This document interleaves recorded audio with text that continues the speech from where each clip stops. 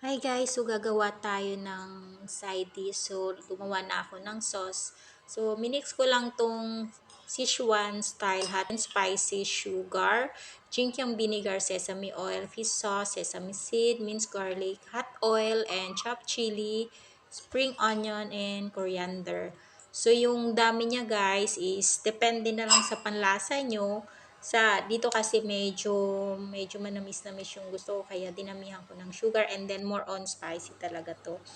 And then gagamitin lang natin dito is siguro 2 egg lang.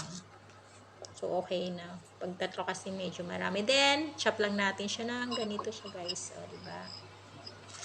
So lalagyan na natin yung sauce niya. Yan. Perfect to for side dish. Lalo na pag mahilig kayo sa spicy or yung mga amo nyo is mahilig talaga sa spicy. Na gustong gusto nila ng century egg. Hindi lang para sa mga usually kasi ito nilalagay sa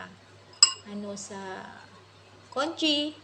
So, it's perfect din to for side dish guys. So, ayan. Ready na siya for serve. And then, pag hindi pa ito kakainin, pwede nyo siyang ilagay sa ref.